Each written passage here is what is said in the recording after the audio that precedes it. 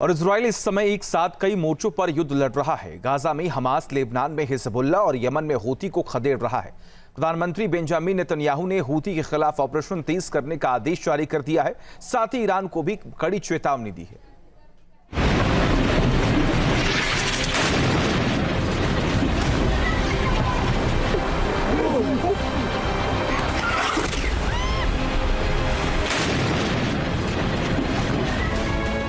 Israel का इंतकाम, Houthi शमशान।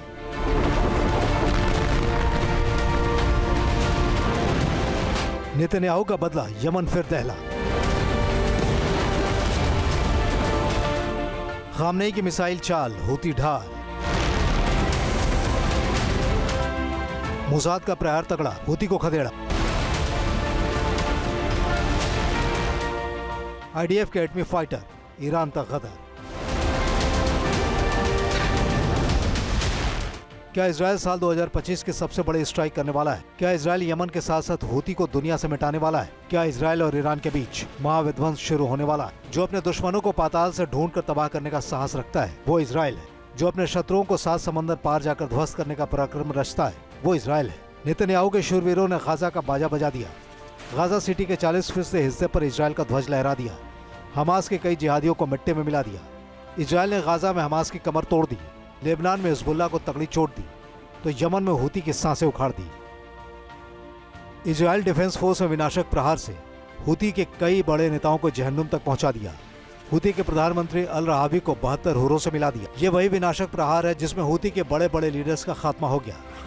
ये वही धमाका है जिसमें इजराइल ने हूती को रौंद दिया। इजराइल ने एक बार फिर पूरी दुनिया को अपने शौर्य का परिचय दे दिया। मिसाइलों की अग्निवर्षा से हूती के शैतानों का संहार कर दिया।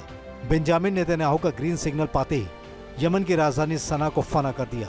इतने बम मारे कि यमन धुआं धुआं हो गया। अब तो हूती नेताओं के सिर्फ अवशेष हैं, बाकी इजराइल का महासमर शेष है। इजराइल की ताबड़तोड़ स्ट्राइक से हूती आग बबूला हो उठा। हूती ने इजराइल पर हमला करने की कोशिश की।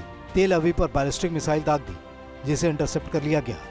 तबाही से पहले ही नाकाम कर दिया गया। हूती इस समय आखिरी सांसें गिन रहा है। ईरान के इशारे पर बार बार इजराइल को गीदड़ भभकी दे रहा है। हूती की गिदड़ भभकी के बाद इजराइल का आक्रोश आसमान पर है। बेंजामिन नेतन्याहू ने हूती के सर्वनाश का ऑर्डर जारी कर दिया है। इजराइल के इंतकाम को देखकर ईरान सुपर एक्टिव हो गया है। ईरान ने पहले अपने वॉरशिप के जरिए ओमान की खाड़ी से लेकर हिंद महासागर तक खलबली मचाई, फिर वीडियो जारी कर शायद ड्रोन की ताकत दिखाई।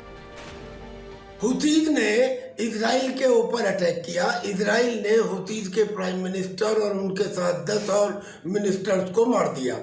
उसके बाद हूतीज ने 2 बड़ी बैलिस्टिक मिसाइल से, हाइपरसोनिक मिसाइल से इजराइल के ऊपर हमला किया और यकीनन ये दोनों मिसाइलें उसको ईरान से मिली होंगी। लिहाजा इजराइल बुरी तरह से ईरान और हूती के ऊपर भड़क गया और अब तो इजराइल ने धमकी दी है कि वो बिब्लिकल 10 डिजास्टर्स या जिसे 10 प्लेग कहते हैं जो इजिप्ट के ऊपर भगवान ने दागे थे, बोले वो हम हूतीज के ऊपर दागेंगे। एक तरफ बेंजामिन नेतन्याहू के सामने ग्रेटर इजराइल का संकल्प है, दूसरी तरफ आयतुल्लाह खामनेई के सामने ईरान के अस्तित्व का संकट है। इसी वजह से दुनिया धीरे धीरे 2 खेमों में बढ़ रही है। पश्चिमी देश एकजुट हो रहे हैं तो मिडल ईस्ट में अफरा तफरी है। ये सीधे सीधे वर्ल्ड वॉर 3 की बारूदी घंटी है। Team news nation. जहां भक्ति है हर शब्द में, कथाओं में छुपे हैं दिव्य रहस्य और ज्योतिष देता है जीवन को दिशा। धर्म से जुड़ी हर बातों को जानने के लिए हमारे चैनल स्तुति को सब्सक्राइब करें। चैनल पर जाने के लिए इस लिंक पर क्लिक करें।